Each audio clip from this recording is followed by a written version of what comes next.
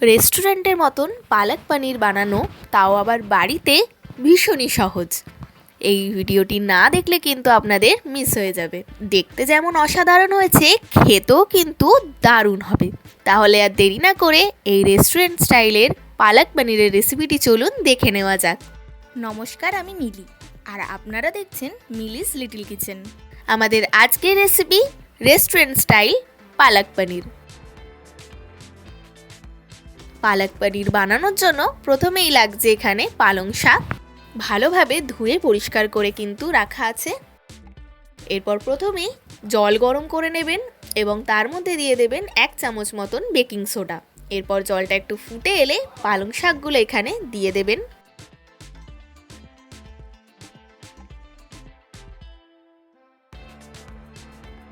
এরপর পালং শাকগুলো যতক্ষণ সেদ্ধ হচ্ছে, কড়াইতে দিয়ে দেবেন সামান্য একটু সাদা তেল, দিয়ে দেবেন সাদা জিরে ফোড়ন, এরপর আদা এবং টমেটো কুচি এখানে দিয়ে দেবেন। তারই সঙ্গে দিয়ে দেবেন কাজু বাদাম এবং কিশমিশ। এখানে একটি ছোট সাইজের টমেটো ব্যবহার করেছি, আর মোটামুটি 8 থেকে 10 স্লাইস আদা, আর কিন্তু এখানে রয়েছে 4 থেকে 5টা কাজু বাদাম এবং 6 থেকে 8টা কিশমিশ। উপকরণগুলো মিশিয়ে নিয়ে দিয়ে দেবেন স্বাদ অনুযায়ী লবণ, আর দিয়ে দেবেন 2 চামচ মতন শুকনো লঙ্কা গুঁড়ো। আপনারা যেমন ঝাল পছন্দ করেন সেই অনুযায়ী কিন্তু এখানে লঙ্কাটা দিয়ে দেবেন। এরপর দিয়ে দেবেন সামান্য একটু জিরে এবং ধনে গুঁড়ো। এরপর আবারও মশলাটি ভালোভাবে মিশিয়ে নেবেন। এরপর সামান্য একটু জল কিন্তু এখানে আপনারা অ্যাড করে দেবেন। এরপর গ্যাসের ফ্লেমটা বন্ধ করে ঠান্ডা করে নেবেন। এই মশলাটার কিন্তু পেস্ট তৈরি করে নিতে হবে। এরপর এদিকে দেখুন পালং শাকটিও কিন্তু খুব ভালোভাবে সেদ্ধ করা হয়ে গেছে। এরপর গরম জল থেকে তুলে কিন্তু ঠান্ডা জলে এইভাবে ভিজিয়ে রাখবেন, তাহলে এই পালং শাকের সবুজ রঙটা কিন্তু সুন্দরভাবে বজায় থাকবে। এরপর উপর থেকে আরও কিছুটা ঠান্ডা জল এইভাবে দিয়ে দেবেন। মিলিস লিটল কিচেনে যদি আপনারা নতুন হয়ে থাকেন, তবে অবশ্যই চ্যানেলটিকে সাবস্ক্রাইব করে বেল আইকনটি ক্লিক করে দেবেন, যাতে এই চ্যানেলে হওয়া সমস্ত রান্নার আপডেট সবার আগে আপনাদের কাছে পৌঁছে যায়। ভিডিওর ডেসক্রিপশনে আমার ফেসবুক পেজের লিঙ্কটিও দেওয়া রইল। আপনাদের কাছে অনুরোধ রইল আমার ফেসবুক পেজটিকেও ফলো করার জন্য। এরপর শাকটা ভালোভাবে ঠান্ডা হয়ে গেলে হাতের সাহায্যে এইভাবে এক্সট্রা জলটা বার করে দেবেন। এরপর একটি মিক্সার গ্রাইন্ডারে দিয়ে দেবেন পালং শাক, দিয়ে দেবেন 2টো কাঁচা লঙ্কা এবং সামান্য একটু ধনেপাতা, দিয়ে দেবেন সামান্য একটু লেবুর রস। এতে মিক্সিতে ঘোরানোর ফলেও কিন্তু দেখবেন সবুজ ভাবটা খুব সুন্দরভাবে থাকবে। এরপর সামান্য একটু জল দিয়ে কিন্তু স্মুথ একটা পেস্ট তৈরি করে নিতে হবে। দেখুন পালং শাকের পেস্ট কিন্তু তৈরি হয়ে গেছে। রঙটাও দেখুন কি সুন্দর রয়েছে।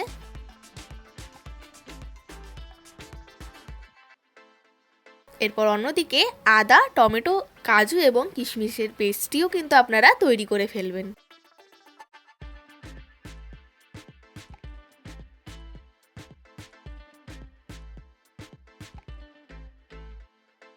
দেখুন খুব সুন্দরভাবে কিন্তু গ্রেভির মশলা একদম রেডি হয়ে গেছে।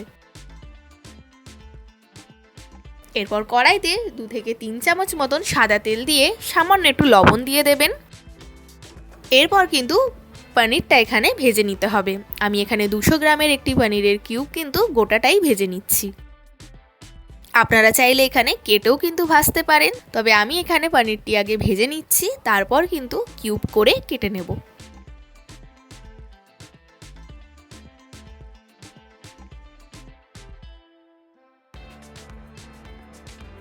দেখুন ভালোভাবে কিন্তু পনিরটি ভাজা হয়ে গেছে। দেখুন এরকম গোল্ডেন ব্রাউন করে ভেজে কিন্তু আপনারা তুলে ফেলবেন। এরপর ছোট ছোট কিউব করে কিন্তু পনিরটা কেটে ফেলবেন।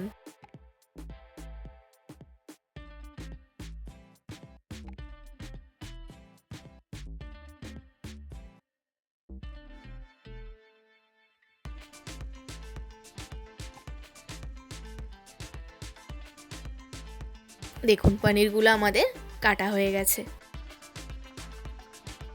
এরপর কড়াইতে যা তেল আছে তাতেই কিন্তু দিয়ে দেবেন 2টো শুকনো লঙ্কা, দিয়ে দেবেন সাদা জিরে ফোড়ন।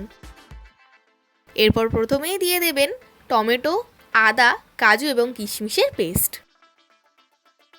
এই মশলাটি কিন্তু ভালোভাবে কষিয়ে নিতে হবে।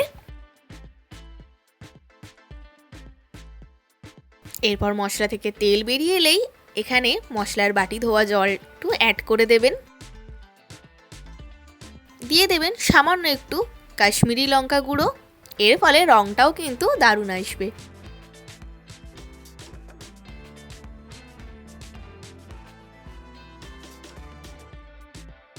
এরপর ভালোভাবে মশলাটি কষানো হয়ে গেলে এর মধ্যে দিয়ে দেবেন তৈরি করে রাখা পালং শাকের পেস্ট।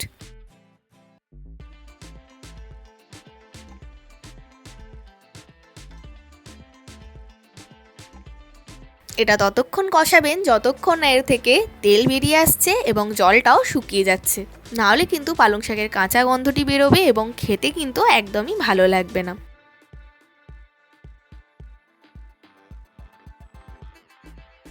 সামান্য একটু পালং শাকের বাটি ধোয়া জলটিও এখানে অ্যাড করে দিলাম। দিয়ে দেবেন স্বাদ অনুযায়ী লবণ আর সামান্য একটু চিনি এখানে আপনারা দিয়ে দেবেন। দেখুন মশলার কালারটা কতটা সুন্দর এসছে। এবার ততক্ষণ এটাকে মিক্স করবেন যতক্ষণ না জলটা শুকিয়ে যাচ্ছে এবং তেল বেরিয়ে আসছে। দেখুন মশলার জলটা কিন্তু অনেকটাই শুকিয়ে গেছে, এর ফলে দেখবেন পালং শাকের কাঁচা গন্ধটিও কিন্তু আর থাকছে না। এরপর ভেজে কেটে রাখা পনিরের কিউবগুলো এখানে অ্যাড করে দেবেন।